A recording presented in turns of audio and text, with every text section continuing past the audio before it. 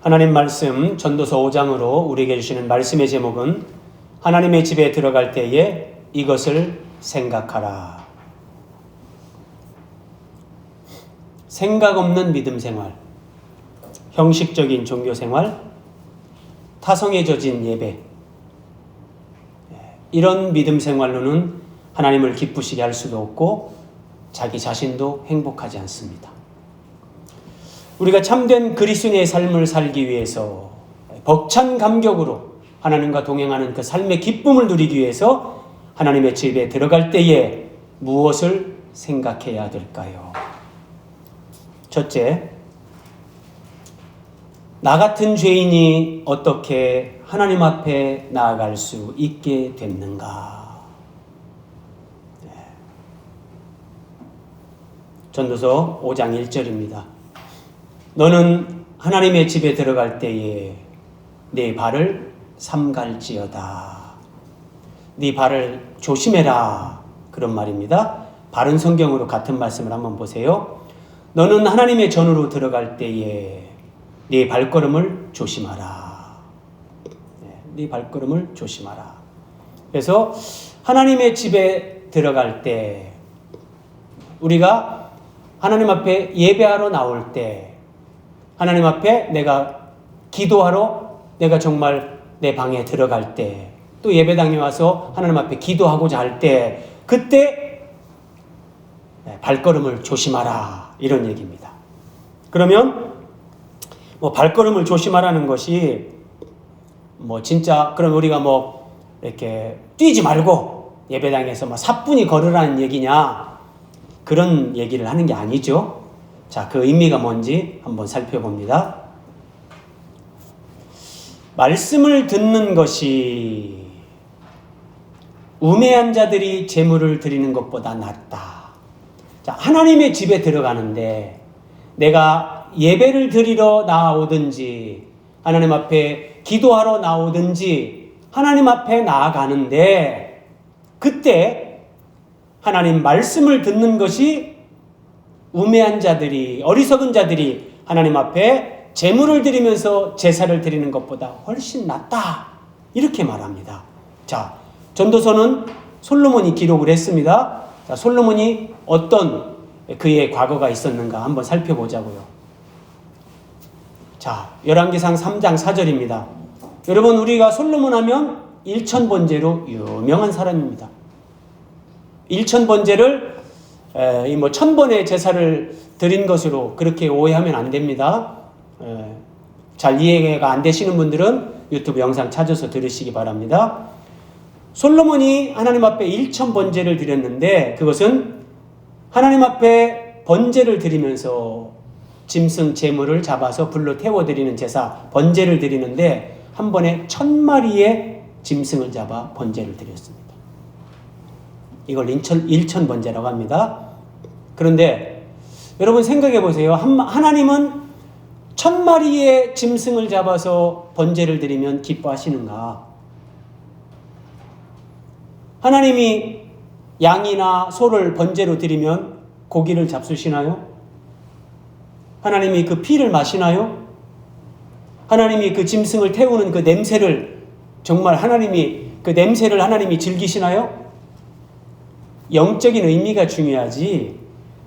그 영적인 의미를 생각한다면 사실은 여러분 1000마리, 10,000마리, 몇십만 마리 다 헛겁니다. 한 마리면 족합니다. 한 마리면. 자, 또 보세요. 열왕기상 9장 25절. 솔로몬이 여호와를 위하여 쌓은 제단 위에 해마다 3번씩 번제와 감사의 제물을 드렸다. 해마다 3번씩 번제와 감사의 제물을 드렸습니다. 그런데 이 솔로몬이 어떻게 되는가 보세요.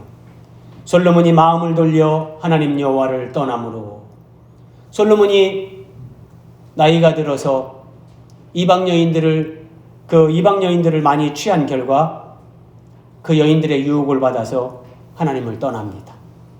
그러니까 여러분 1000마리의 짐승을 잡아서 1000번제를 드려본들 그 의미를 바르게 이해하지 못하고 그 의미, 영적인 진리가 자신의 삶을 주장하는 것이 아니라면 나는 과거에 1,000번제를 드렸다.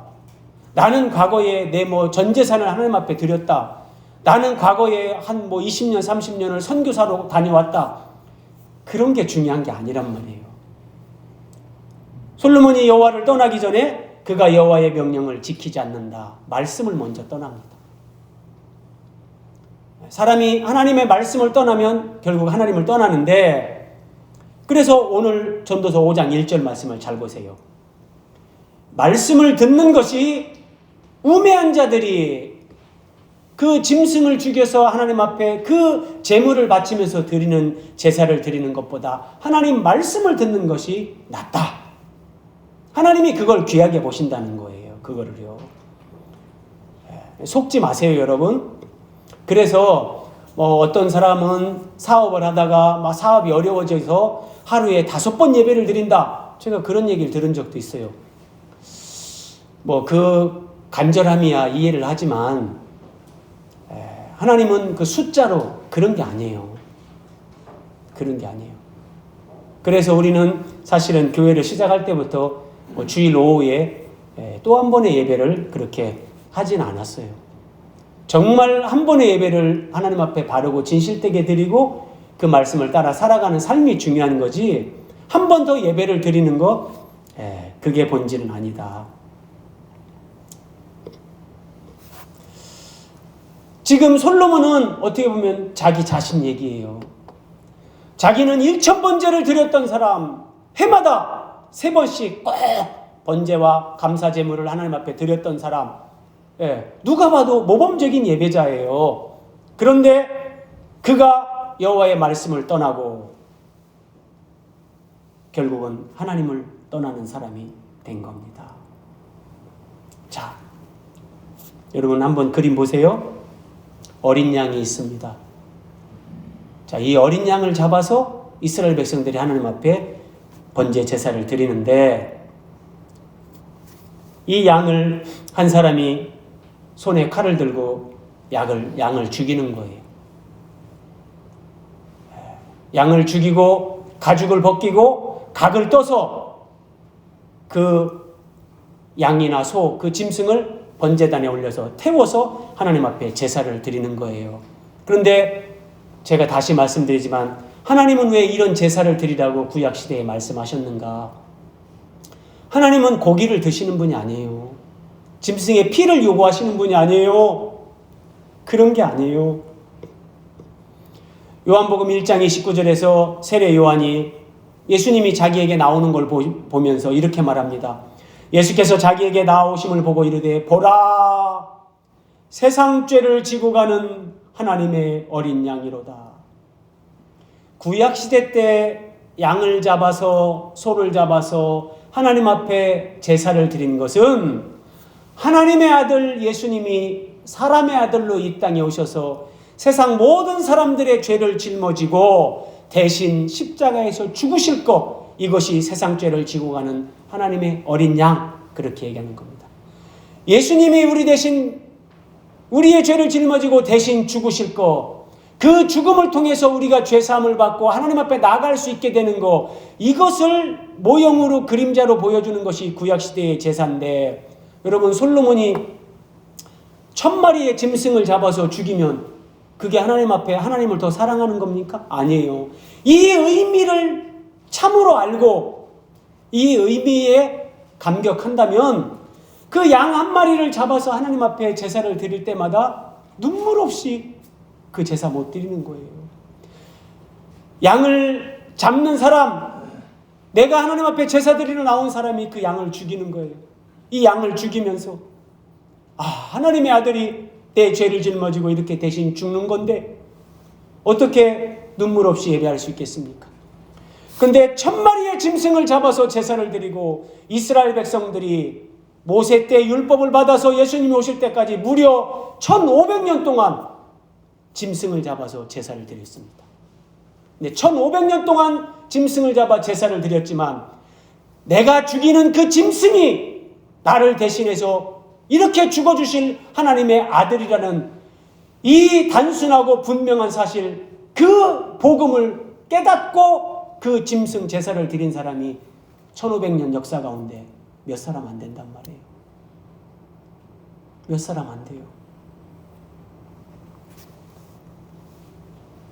이스라엘 백성들은 1500년 동안 짐승을 잡아서 제사를 드렸습니다. 그런데 그 짐승을 죽여서 하나님 앞에 율법적으로 문자 그대로 제사는 드렸지만 이 어린 양이 하나님이 약속하신 구원자, 우리의 메시아 그리스도, 하나님의 아들 예수 그리스도를 가리킨다는 거, 이런 생각이 없었고, 그래서 그 양을 죽이면서 이 땅에 우리를 구원하러 오시는 하나님의 아들을 바라보지 않은 거예요.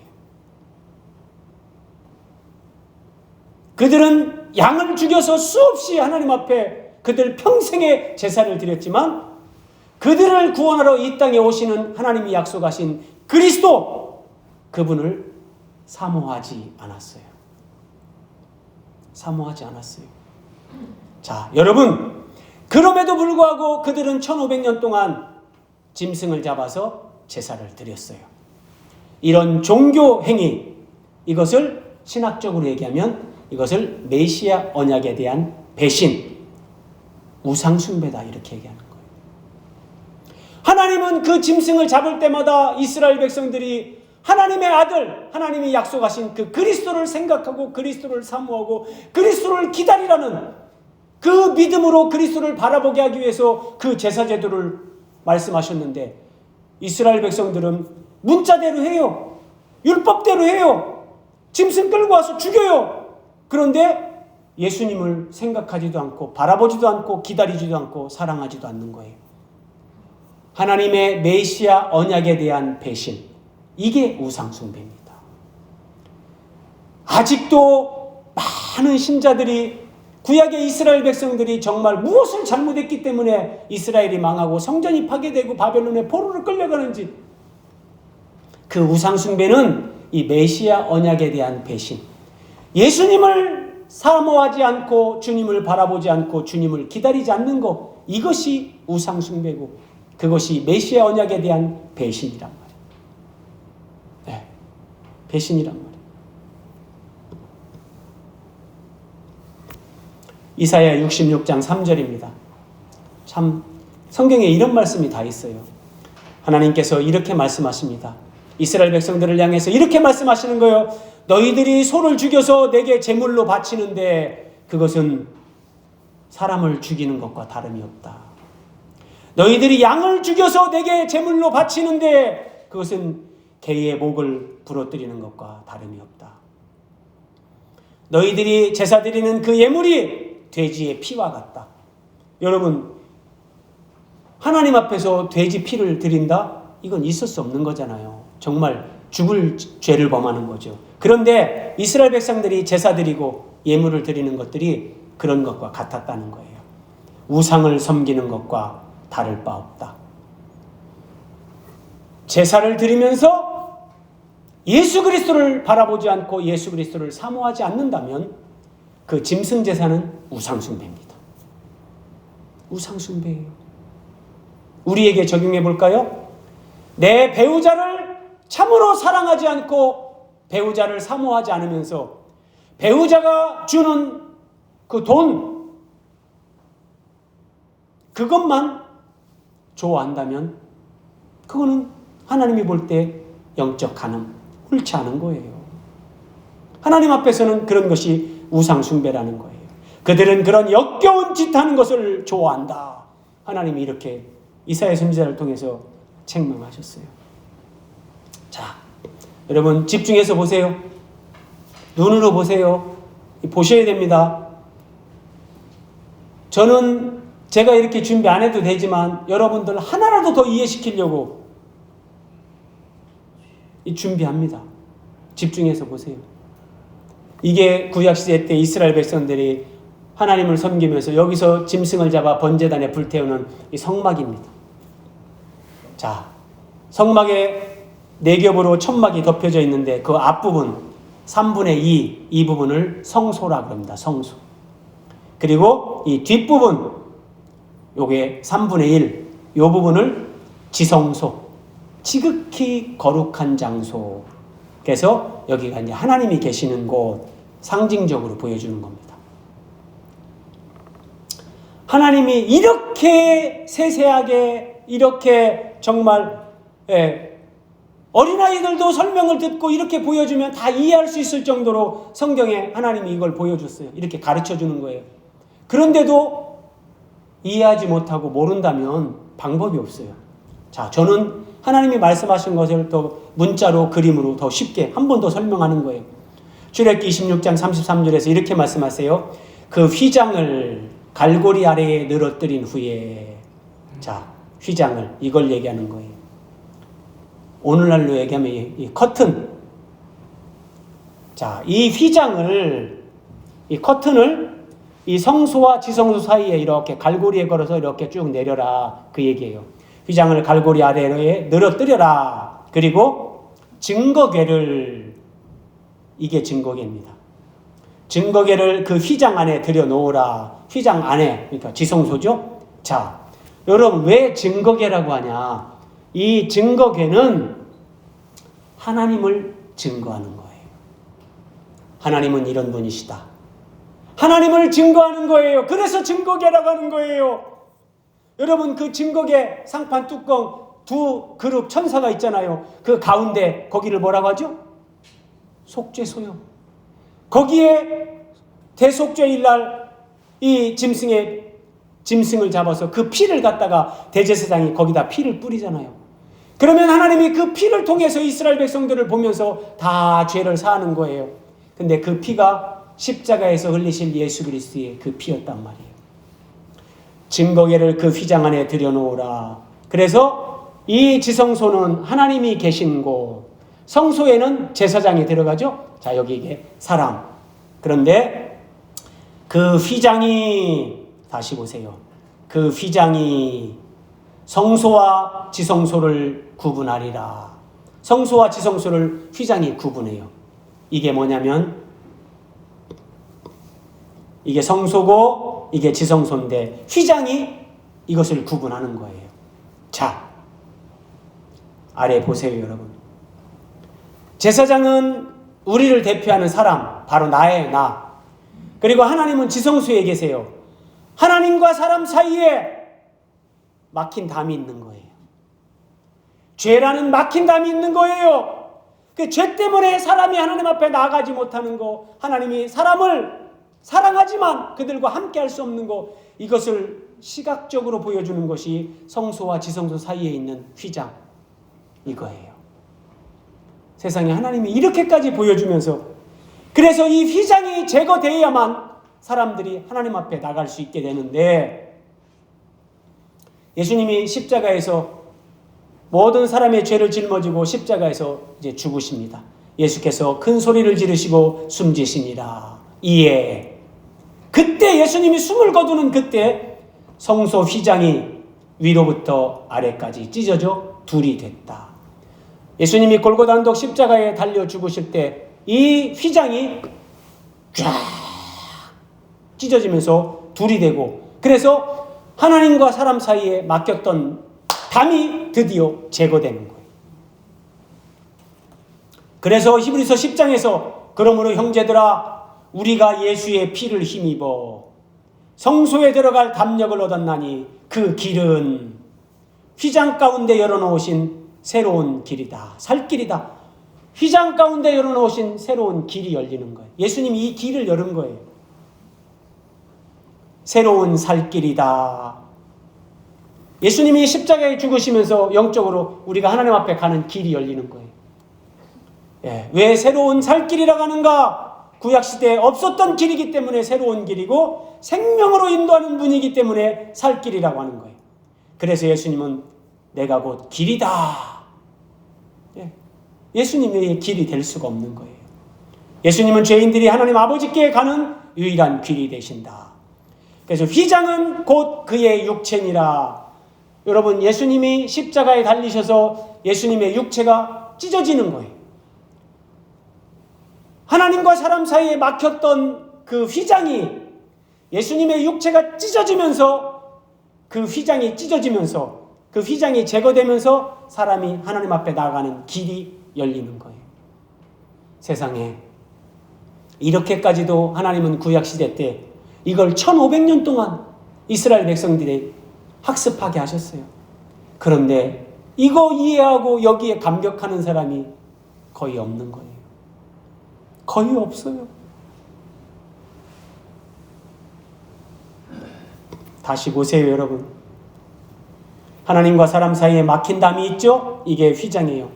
근데 예수님이 십자가에서 몸 찢고 피 흘려 죽어요. 그때 휘장이 찢어졌어요. 이렇게 휘장이 제거되는 거예요. 휘장이 없어졌어요.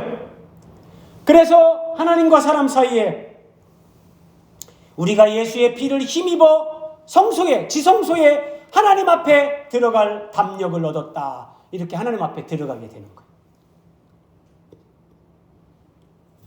지금 여러분 이런 말씀 들으면서 휘장이 없어졌던 말도 들어가던 말도 정말 하나님 속 터집니다. 하나님 속 터집니다. 속 터져요. 속 터져. 하나님은 하나님의 아들을 대신 이렇게 죽게 해서 우리가 하나님 앞에 나갈 수 있게끔 길을 열어주고 우리가 천국에 갈 수 있게끔 영생을 얻도록 다 하는데 사람들은 영생이야 천국 가면 글쎄 영원히 사는지. 여러분 죽을 때 돼보세요. 영생을 주신다? 영원히 산다? 지금 여러분 눈이 번쩍 안 뜨이죠? 이게 진짜라니까요. 진짜. 그래서 다시 보세요. 오늘 전도서 5장 1절. 너는 하나님의 집에 들어갈 때에 네 발을 삼가하라. 조심해라. 말씀을 듣는 것이 우매한 자들이 제물을 드리는 것보다 낫다. 하나님의 집에 들어갈 때에 발을 조심하라는 것은 예배 드리러 가요. 제사 드리러 가요. 예배당에 나오는데 기도하러 나오고 예배하러 나오는데 아무 생각 없이 오늘 일요일인데 안 가자니 찝찝하고 교회 가야 되는구나. 하나님은 우리가 하나님 앞에 예배할 수 있게끔 하나님의 아들을 사람으로 보내서 죽이시고 그 휘장을 제거하고 막힌 담을 제거하고 우리가 하나님 앞에 나아갈 수 있게끔 이 값을 치르고 길을 열어주셨는데 이걸 생각하면서 예배 가운데 나오면 눈물 없이 예배할 수 없고 감격이 넘치고 감사 찬양이 넘쳐나는데 또 일요일이야. 예배 안 갈 수는 없고.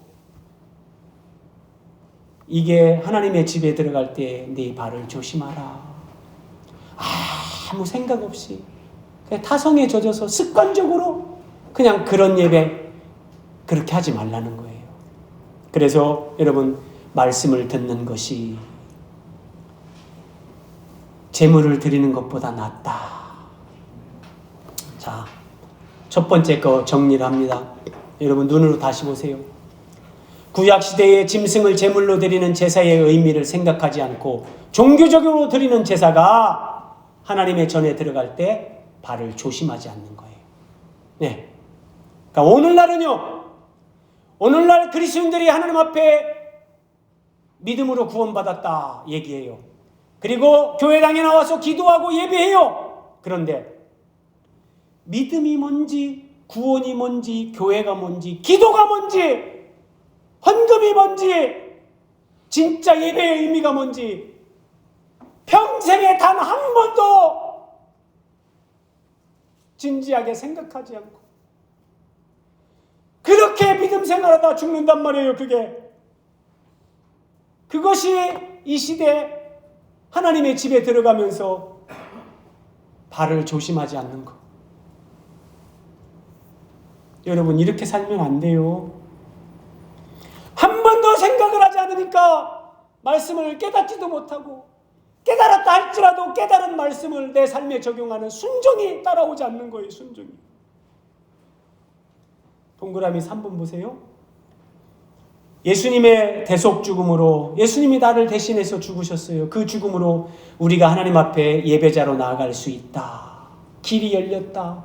하나님을 아버지라 부를 수 있다. 하나님의 은혜를 받고 그 영생 천국의 은혜를 누린다. 여러분, 이것을 예배 드리러 나올 때마다 한 번이라도 생각한다면 감사와 눈물 없이 예배 못한다니까요. 이게 없으면 안 되는 거예요, 여러분.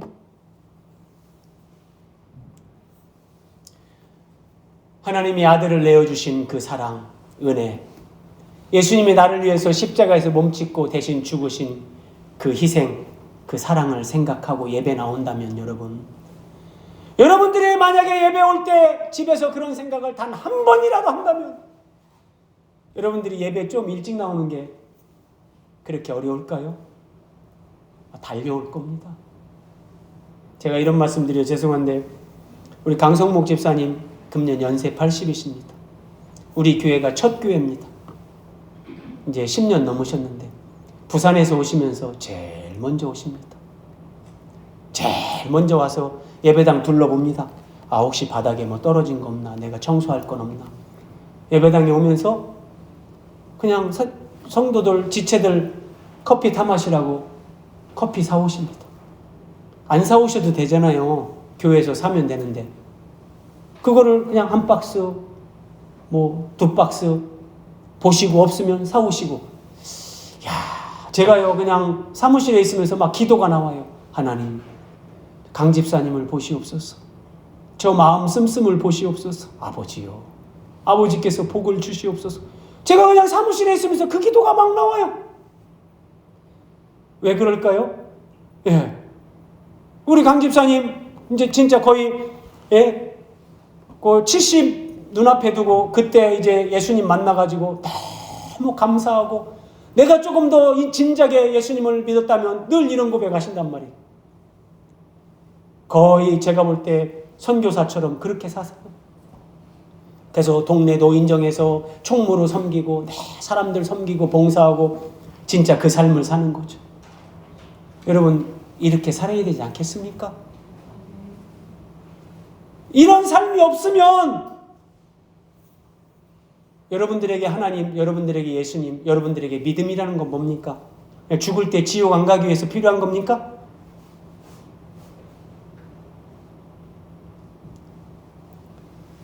예배 시간에 일찍 와서 내가 조금 더 봉사하고 섬기는 거. 하나님 앞에 내가 정말 하나님 앞에 헌금을 드리는 거. 여러분, 헌금도 진지하게 한 번씩 생각하세요. 헌금의 의미를 생각하고 알면 하나님이 내게 주신 그 모든 것이 하나님으로부터 내게 온 것이고 이것이 내 소유가 아니라 하나님이 주인이십니다. 그 고백으로 우리는 하나님 앞에 헌금을 하는 거예요. 그 고백이 드려지지 않는다면 아직 너무 우리가 어린 거죠. 그래서 진짜 예배에 나오면서 이런 것을 한 번이라도 생각한다면 여러분, 헌금이 어렵지 않아요. 내가 헌신하는 것도 어렵지 않아요. 정말 내가 주님을 위해 복음을 위해 죽어야 된다면 내 목숨을 드리는 것도 어렵지 않아요. 사람들이 생각하지 않아요. 하나님의 이 사랑과 예수 그리스도의 십자가 은혜를 모르는 거예요. 습관적으로 그런 종교 생활하니까 그러면 안 되는 거예요. 이스라엘 백성들이 1500년을 그렇게 살다가 망했어요. 같은 맥락이에요. 2절입니다. 너는 하나님 앞에서 함부로 입을 열지 말라. 급한 마음으로 말을 내지 말라. 여러분, 하나님 앞에 왔는데 함부로 막 입을 열어요. 막 예배당에 앉자마자 하나님, 이게 뭡니까? 함부로 입을 열어요. 막 급한 마음으로 하나님 앞에 급한 마음으로 하나님 아버지 감사합니다. 이 감사일도 하기 전에 급한 마음으로 하나님 큰일 났습니다. 하나님, 지금 우리 집에 이런 일이 있는데 이거 큰일 났는데 하나님. 자, 여러분, 하나님 앞에서 함부로 입을 열거나 하나님 앞에서 급한 마음으로 말을 낸다는 것은 하나님을 전적으로 아직 신뢰하지 못하는 거예요. 여러분, 무슨 죽을 일이 생겼습니까? 여러분, 죽을 일이 생겼으면 하나님이 그걸 모릅니까? 하나님이 그걸 모르십니까? 하나님이 허락하셔서 그 일이 일어나는 건데. 그러면 우리가 그것 가지고 막 급하게 함부로 하나님 앞에 말하는 게 아니라 정말 하나님을 믿고 하나님을 알면, 그래서 하나님에 대해서 생각하면 하나님 앞에 나와서 말수가 많은 사람들이 하나님 앞에서 기도가 단순 명료해집니다. 제가 신앙생활하고 한 5년 됐을 때 출장을 갔어요. 저 경기도 쪽에 출장을 갔다가 저녁에 부흥회에 참석을 했어요. 근데 그 교회 나이 지긋하신 그 연로하신 목사님이 사람들이 부흥회 때 이제 막 헌금을 드리잖아요. 다 헌금 봉투 보고 아무개 집사 기도 제목을 다 읽어요. 하나님 뭐 이 기회에 우리 남편이 믿게 해주세요. 뭐 자녀들이 뭐 잘 되게 다 읽으면서 그 목사님이 그렇게 말씀하시는데 제가 너무 인상적이라서 읽긴 읽는데, 아이고 이렇게 안 해도 하나님 다 아십니다. 뭐 그렇게까지 그렇게 안 해도 되고 뭐 이러는데 그게 맞는 거예요. 예. 콩이야 파치야 물론 뭐 그럴 때도 필요하겠지만 하나님을 정말 알고 하나님의 능력과 그 사랑과 자비와 우리를 향한 하나님의 긍휼 이런 것들을 정말 생각하면 내가 죽을 일이 생겼어도 내가 지금 정말 큰 어려움을 겪을 것 같은 상황에서도 하나님 앞에서 그냥 아버지 하나님 아시지요? 감사합니다. 주의 뜻을 이루시옵소서. 이러면 다 되는 거예요. 정말이라니까요. 그거를 처음부터 끝까지 적어가지고 막 하나님 앞에 다 아뢰야 되고 그렇게 해도 되지만 정말 하나님 알면요 단순 명료해져요. 예. 바로 그런 말이에요. 그래서 하나님 앞에 함부로 입을 열지 말며 급한 마음으로 말을 내지 말라. 이것은 하나님을 깊이 알아가고 하나님을 정말 네가 참되게 믿어라. 그러면 이런 삶에서 벗어납니다. 그렇게 하지 않는다는 거. 네.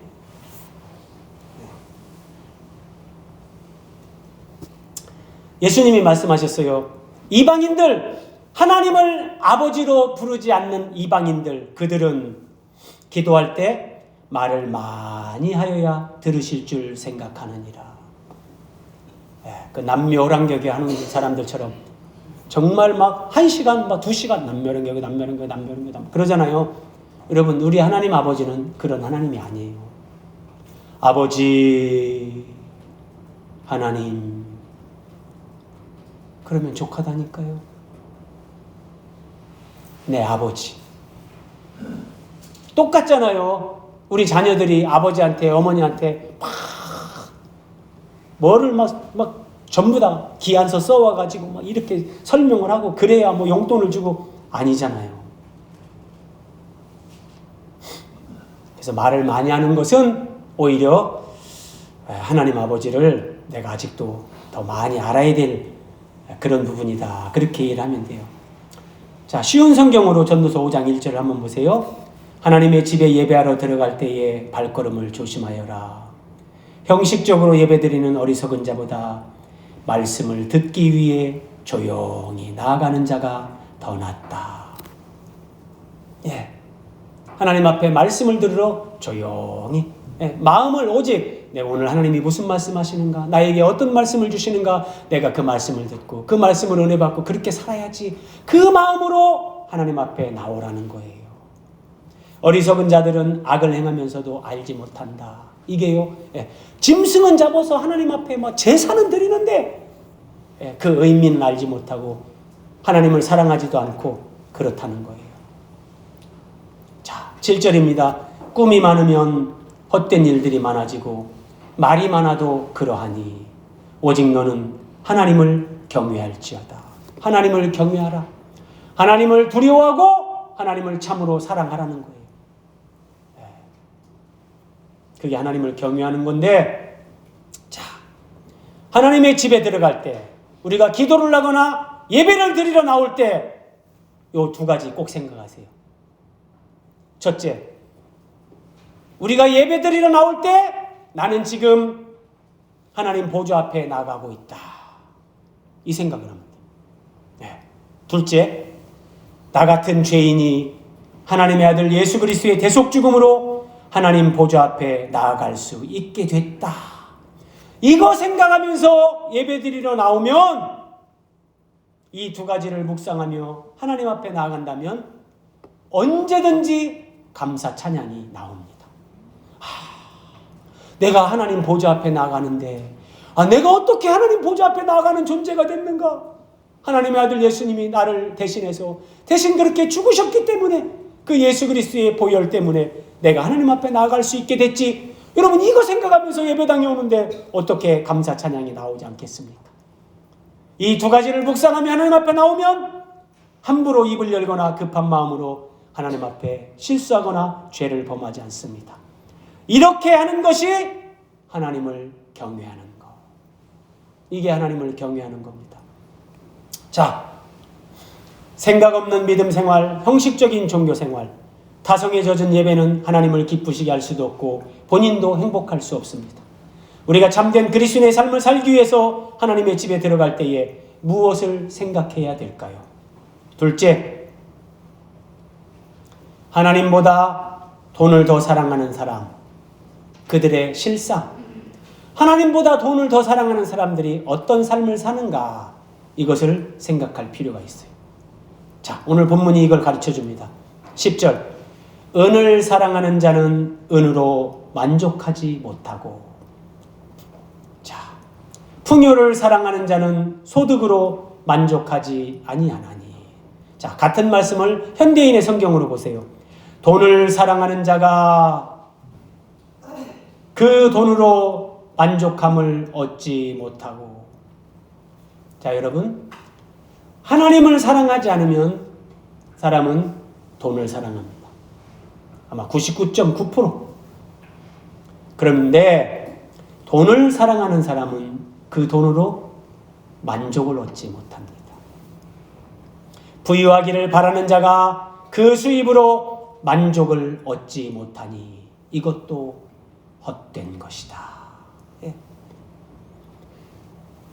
돈을 사랑해서 돈으로 만족하다면 계속 그렇게 살면 되겠죠.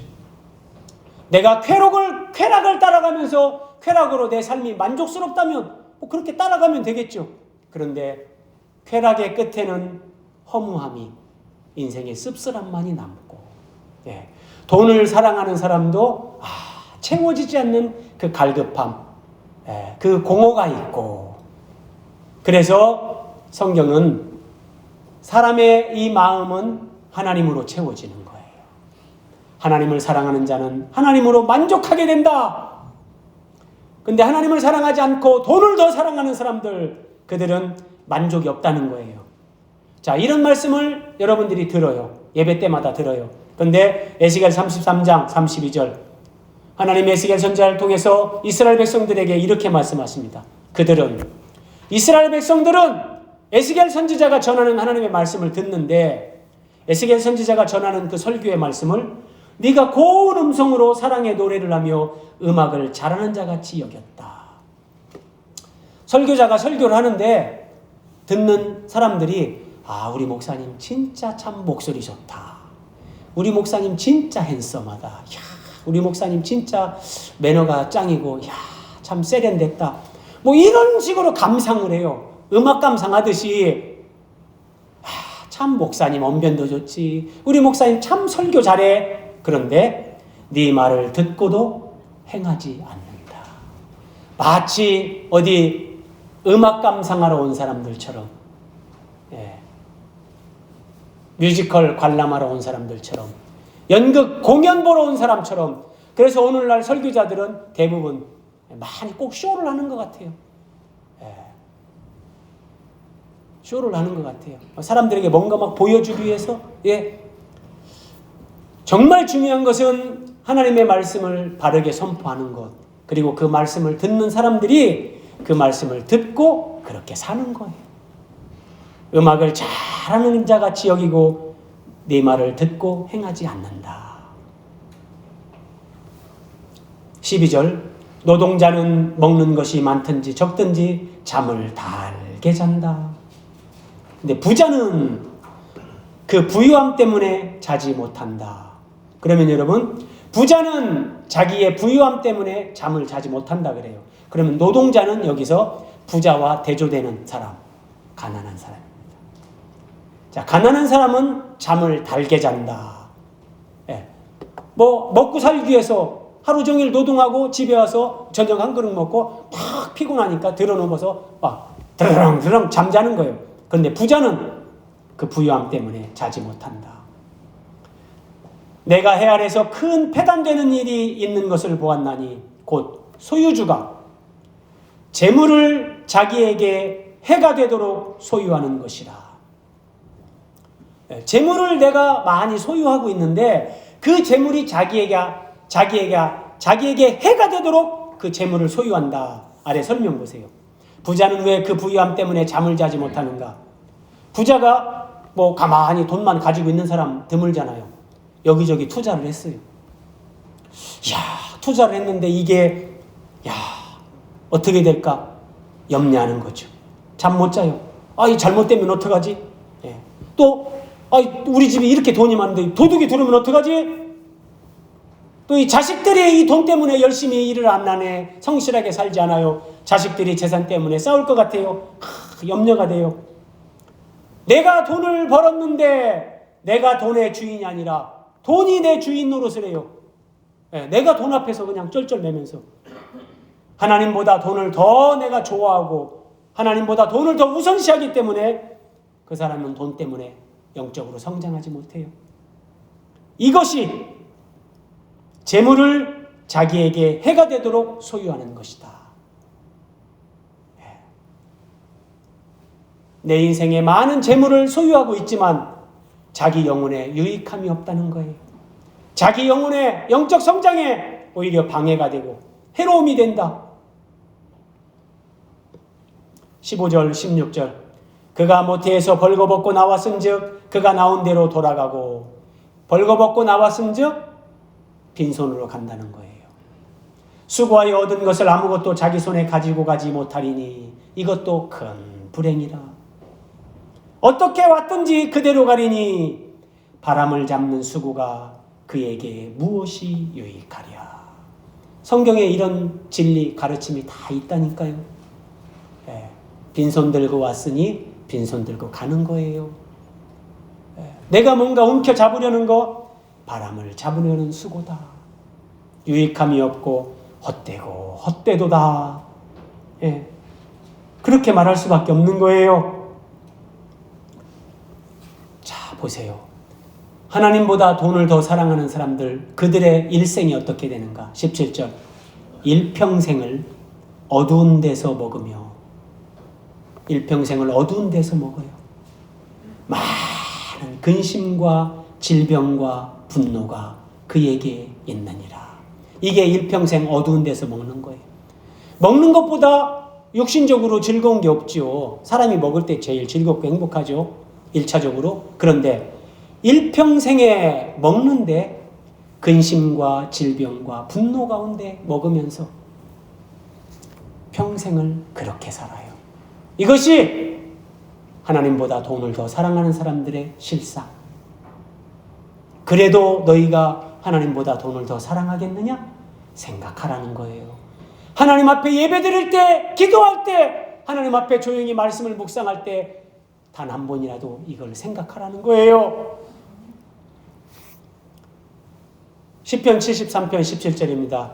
하나님의 성소에 들어갈 때야 그들의 종말을 내가 깨달았나이다. 무슨 말이냐면 우리가 하나님의 성전에 나가서 기도하고 묵상하고 예배드릴 때 비로소 이런 걸 우리는 깨닫게 된다는 거예요. 생각해야 됩니다. 적용해 보세요. 자, 벌써 12월 이제 금년 한 주 남았습니다. 금년 안에 하나님이 맡겨주신 돈을 나는 어떻게 사용했는가? 나는 주님과 교회와 복음 전파를 위해 재물을 어떻게 사용했는가? 여러분, 우리 교회에 우리는 뭐 작은 교회잖아요. 그럼에도 불구하고 정말 어려운 이웃들을 위해, 선교사님들을 위해 월사건금을 정말 과하게 드리는 분들이 몇 분 계세요. 저는 제 정부에서 헌금 봉투를 주니까 제가 이름은 없어도 액수는 적어서 주거든요. 제 정부에서. 그런데 헌금 정말 이분은 많이 하시는구나. 그런데 여러분, 돈 좋아하지 않는 사람 어디 있겠어요? 돈이 넘쳐나서 그렇게 하겠습니까? 아니에요. 하나님 앞에서 믿음으로 산다는 게 뭔가, 하나님이 이 재물을 나에게 맡겨주신 그 의미가 뭔가, 그걸 생각하고 하나님 앞에서 그렇게 살아가는 거예요. 자, 여러분, 금년 한 해 살아오시면서 얼마나 통장의 잔고가 늘었습니까? 정말 그게 행복이고 여러분들을 만족하게 합니까? 나는 어려운 이웃을 돕기 위해 얼마나 나누고 베풀었는가? 하나님 앞에서 돈을 어떻게 사용하는가? 그 여부는 내가 하나님 앞에서 어떻게 살고 있는가를 보여주는 단적인 증거입니다. 이게 분명한 사실이에요. 그래서 여러분, 내가 금년에 어떻게 재물을 사용했는가? 내가 얼마나 주님과 복음과 교회를 위해, 어려운 이웃들을 위해, 선교사님들을 위해 내가 그렇게 나눴는가? 여러분 돌아보시고 또 내년을 하나님 앞에서 그렇게 기도해야 되는 겁니다. 자, 한 가지 더 살펴봅니다. 생각 없는 믿음 생활, 형식적인 종교 생활, 타성에 젖은 예배는 하나님을 기쁘시게 할 수도 없고 본인도 행복할 수 없습니다. 우리가 참된 그리스도인의 삶을 살기 위해서 하나님의 집에 들어갈 때에 무엇을 생각해야 될까요? 셋째, 돈보다 하나님을 더 사랑하는 사람에게 주시는 하나님의 선물, 이걸 생각해야 됩니다. 자, 17절 앞에서 살펴봤는데 다시 한번 보세요. 일평생을 어두운 데서 먹으며, 18절 보세요. 사람이 하나님께서 그에게 주신 바 그 일평생에, 17절은 하나님보다 돈을 더 사랑하는 사람의 삶이고 18절은 돈보다 하나님을 더 사랑하는 사람의 삶입니다. 비교해 보세요. 자, 하나님보다 돈을 더 사랑하는 사람은 일평생을 어두운 데서 먹으며 많은 근심과 질병과 분노가 그에게 있습니다. 그런데 돈보다 하나님을 더 사랑하면서 하나님께서 그에게 주신 바 그 일평생에 먹고 마시며 모든 수고 중에서 낙을 보는 것이, 이 대조를 보세요. 하나님보다 돈을 더 사랑하는 사람은 일평생에 어두운 데서 먹는다 그래요. 그런데 돈보다 하나님을 더 사랑하는 사람은 일평생에 먹고 마시며 낙을 본다. 그 즐거움을 누린다는 거예요. 행복을 누린다는 거예요.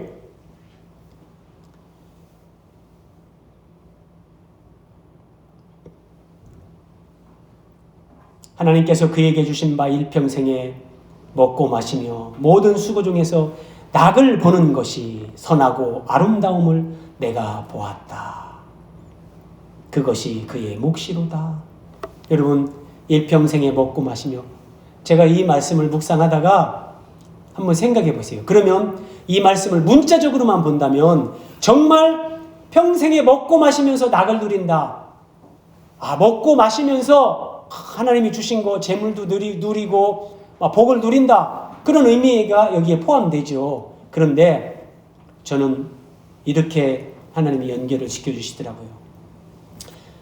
하나님이 그에게 주시는 바, 하나님이 복을 주시는 사람, 그것이 그의 몫이로다. 이게 하나님이 선물을 주시는 거고 그가 누리게 하는 건데 다 나와요 뒤에. 그런데 일평생에 하나님이 선물로 주셔서 복을 주셔서 그걸 누리게 하시는데 그가 먹고 마시며 모든 수고 중에서 낙을 본다 그래요. 그러면 이게 정말 일평생에 많은 재물을 가지고 육신의 음식을 먹고 마시면서 즐거움을 누리는 거, 그것만을 얘기하는 건가? 아니에요. 예수님은 이렇게 말씀하셨어요. 내 살을 먹고 내 피를 마시는 자는 내 안에 거한다. 이게 먹고 마시는 거예요.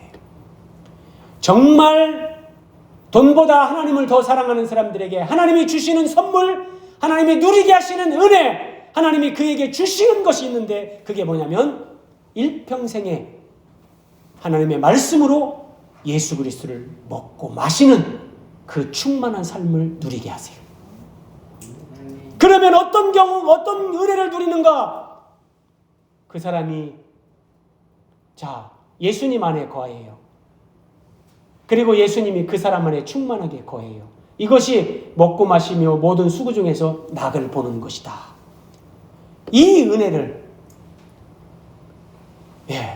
진짜 먹고 마시는 것의 실체는 예수 그리스도를 먹고 마시는 이 영적인 것. 돈보다 하나님을 더 사랑하는 사람들.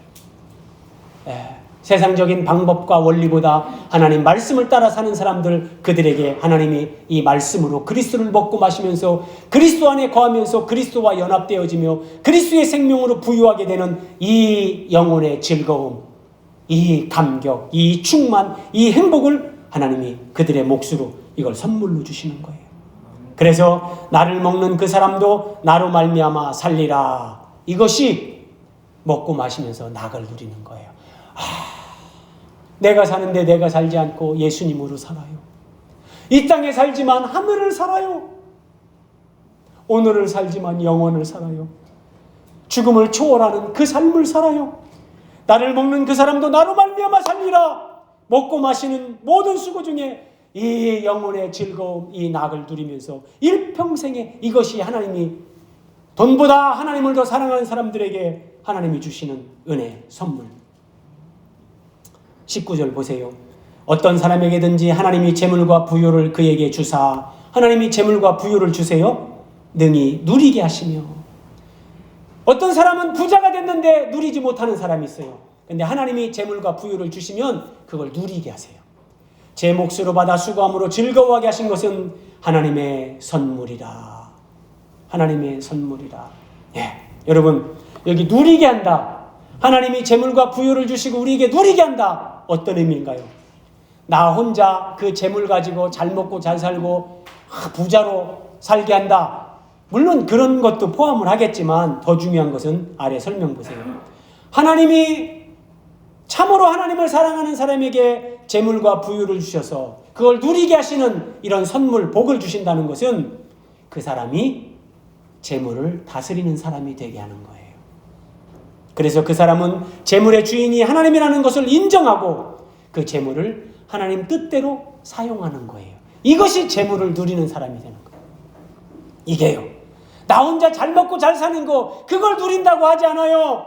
하나님 뜻대로 그 재물을 사용하는 거예요. 좀 더 구체적으로 그 재물로 복음을 전파하는 일에, 그 재물로 교회를 세우는 일에, 사람들을 사랑하고 어려운 사람들을 돕는 그 일을 실천하기 위해서 그 재물을 사용하면서 하나님이 주시는 행복을 누리는 것, 이것이 하나님이 주신 재물과 부유를 누리는 거예요. 여러분, 이런 복을 구해야죠. 이런 복을 누리는 사람이 진짜 복이라는 거예요. 자, 하나님의 선물이다 그러잖아요. 이거 보세요. 하나님의 선물. 하나님의 선물이라고 하는데, 자, 하나님의 선물 아래 설명 보세요. 재물로 부유를 누리게 하는 것은 그림자예요. 재물로 부유를 누리는 것은, 그것의 실체는 말씀으로 생명이신 예수님을 내가 충만하게 누리는 거예요.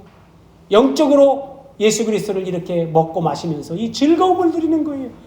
이것이 재물과 부유를 하나님이 누리게 하시는 것의 실체라니까요. 근데 이것을 하나님의 선물이다 그래요. 여러분, 하나님의 선물, 시편 기자는 이렇게 말해요. 시편 119편 56절. 내 소유는 이것이다. 내 재산은 이것이다. 이 얘기예요. 내 소유는 이것이니 곧 주의 법도들을 지킨 것이니이다. 내가 하나님 말씀대로 사는 것, 내가 하나님 말씀을 따라 사는 것, 이것이 내 재산입니다. 이렇게 얘기하는 거예요. 여러분, 이게 천국 가면 확인된다니까요. 하나님 말씀을 따라 살면 그 말씀이 내 인격이 되고 내 안에서 그 말씀이 주님을 닮아가는 성품으로 나를 변화시켜요. 그래서 내 안에 형성된 하나님의 성품, 주님의 생명, 주님의 인격, 이런 것들은 영원으로 연결되는 하나님의 선물이라니까요. 예수님이 수가성 여인에게 이렇게 말씀하셨죠. 네가 하나님의 선물을 알았다면, 지금 너에게 물 좀 달라 하는 내가 누구인지 네가 알았다면 너는 그에게 구하였을 것이요 그가 생수를 내게 주었으리라. 예수님 자신이 하나님의 선물입니다. 예수님이 우리에게 주시는 하나님의 선물이라니까요. 그래서 하나님은 예수님을 우리에게 선물로 주시고 그 예수님을 먹고 마시면서 그 예수님으로 부요함을, 충만함을 누리게 하시는 거예요. 이것이 영혼의 즐거움, 인생의 만족. 여러분 다 이게 뭔지 아시죠? 이 복, 하나님이 정말 주고 싶어하는 복이 이 복입니다. 이 복. 말씀을 정리합니다. 오늘 20절 마지막 말씀. 그는 이렇게 돈보다 하나님을 더 사랑하고 여호와를 경외하고 하나님 앞에 예배를 드리러 나갈 때마다, 기도할 때마다, 묵상할 때마다 이렇게 생각하는 그 사람은, 잘 보세요, 자기의 생명의 날을 깊이 생각하지 않는다. 하나님의 늘 은혜를 묵상하고 예수 그리스도로 말미암아 내가 하나님의 보좌에 나가는 사람이 됐다는 그 사실에 감격하고 말씀으로 예수 그리스도를 먹고 마시며 정말 살아도 주를 위해, 죽어도 주를 위해 주님으로 행복을 누리며 사는 그 사람들은 자기의 생명의 날을 깊이 생각하지 않는다. 내가 몇 년이나 더 살까? 내 인생 얼마나 남았을까? 내가 열심히 건강관리해서 내가 조금 더 살아야지. 이런 생각 안 한다는 거예요. 이런 생각 안 한다는 거예요. 왜 그런지 아세요? 이미 영생이신 하나님과 연합이 되어 있고 예수님 안에서 그 영생을 누리기 때문에 이 땅에서 뭐 몇 년 조금 더 살고 적게 살고 그거에 관심이 있는 것이 아니라 이미 영생 천국을 누리고 있기 때문에 자기의 생명의 날, 육체적으로 내가 몇 년 더 살까? 그런 거에 연연해하지 않는다는 거예요. 하나님이 그의 마음에 기뻐하는 것으로 응답하심이니라. 동그라미 2번. 이것은 하나님이 그의 마음에 기뻐하는 것으로 응답하신다. 하나님이 은혜와 진리로 충만하게 하시고 이미 영생 천국을 충만하게 누리게 하셔서 잠시 있다 사라지는 이 육신적인 삶, 잠시 있다 사라지는 물질, 눈에 보이는 것들을 초월하는 만족과 기쁨을 누리게 하신다는 거예요. 이것이 하나님이 참으로 하나님을 사랑하는 자들, 하나님 앞에 나갈 때마다 그 은혜를 생각하며 감사와 감격으로 하나님 뜻대로 살려고 하는 사람들, 그들의 마음에 하나님이 기쁨으로 주시는 응답입니다. 여러분 앞으로 예배 오실 때마다, 여러분이 묵상할 때마다, 조용히 혼자 기도할 때마다, 하나님 앞에 이렇게 나아갈 때마다 하나님께서 베푸신 이 은혜를 생각하며 이런 선물, 이 영혼의 즐거움을 누리시기 바랍니다. 그 복으로 충만하시기를 주님의 이름으로 축원드립니다. 기도하겠습니다.